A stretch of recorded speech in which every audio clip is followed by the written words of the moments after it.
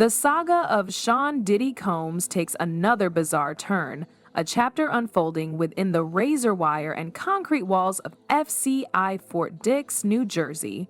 The man who once commanded empires of music, fashion, and lifestyle now finds himself an inmate stripped of his power suits and extravagant parties. But the story isn't as simple as a fallen king facing justice. It's a twisted narrative of privilege, fear, and the unsettling possibility that even behind bars, Diddy's influence might still be pulling strings. Let's rewind. After a trial that exposed the dark underbelly of his empire, Diddy was sentenced to 50 months. Not exactly a life sentence, but enough to disrupt his meticulously crafted image. The question became, where would he serve his time? The answer, Fort Dix, ignited a firestorm of speculation. Why Fort Dix? It's a low-security facility, often housing non-violent offenders. It's a far cry from the brutal realities of a maximum security prison, where Diddy's past actions might have made him a target. The official explanation, delivered by his legal team, is a carefully constructed narrative of rehabilitation. Fort Dix, they argued, would allow Diddy to address his drug abuse issues and maximize family visitation. It's a PR spin that barely conceals the underlying truth. Diddy wanted a comfortable prison experience, and his team, led by the seasoned attorney Mark Garagos, fought tooth and nail to secure it. But here's where the plot thickens.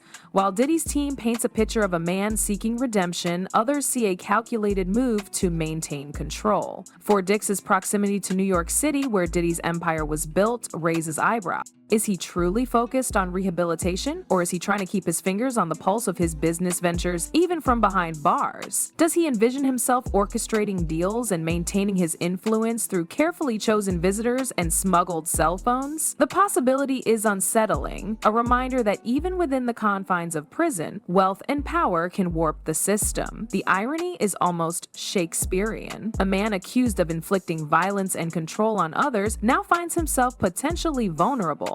Garagos, in a moment of unintended candor, admitted that Diddy would have a target on his back wherever he ended up, citing concerns about sexual assaults and other violent assaults. The statement is dripping with hypocrisy. Is this the same Diddy who allegedly orchestrated violent attacks and fostered a culture of fear within his inner circle? Now his team is suddenly concerned about his safety? It's a jarring juxtaposition, a stark reminder of the double standards that often plague the world of celebrity justice. The whispers of a potential attack inside the MDC, the Metropolitan Detention Center in Brooklyn, add another layer of intrigue. A shank, a close call, a knife pressed against his neck while he slept. These are the stories that paint a different picture than the sanitized version presented by his legal team. They suggest that Diddy's past is catching up with him, that the enemies he made on his rise to the top are now lurking in the shadows, waiting for their moment to strike. And then there's the question of his victims. Does Cassie, the singer who accused Diddy of years of abuse, find any solace in his incarceration? Does she believe in his supposed desire for rehabilitation?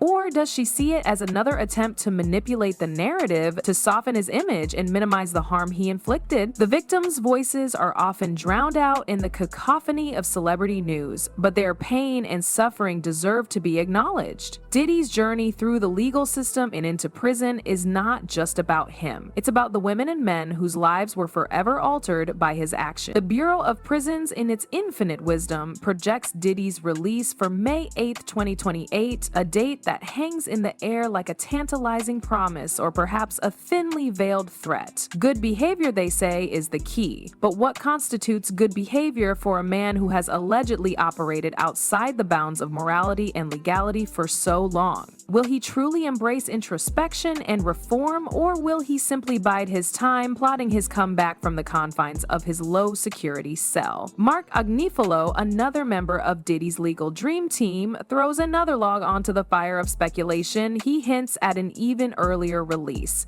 a tantalizing possibility that sends shivers down the spines of those who believe Diddy should face the full consequences of his actions. Agnifilo speaks of Diddy's outstanding behavior at the MDC, his great restraint and circumspection.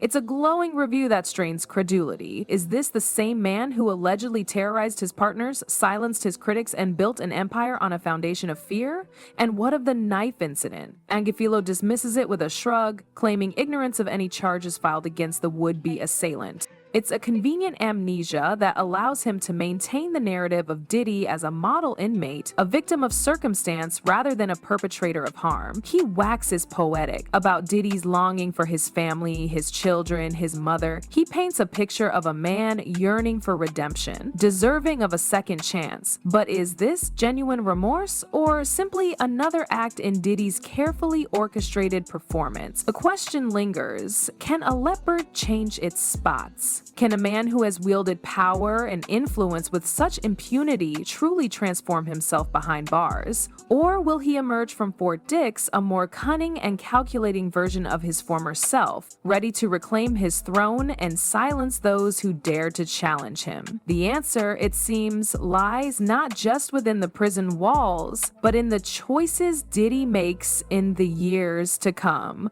Will he use his time to confront his demons, to acknowledge the harm he has caused, and to dedicate himself to making amends? Or will he continue to deny responsibility, to deflect blame, and to manipulate the system to his advantage? The world is watching, waiting to see which path Diddy will choose. His legacy hangs in the balance, a testament to the enduring power of wealth, fame, and the unsettling possibility that even justice can be bought and sold. And as he settles into his new surroundings, one can't help but wonder if young Miami will be tuning in for a surprise Instagram live from inside the walls of Fort Dix. Because in this saga, nothing, it seems, is too outlandish to be believed. Fort Dix. The name itself conjures images of drab dormitories, bland cafeteria food, and the monotonous routines of institutional life. But for Sean Combs, it represents something more, a chance to recalibrate, to perhaps even reinvent himself.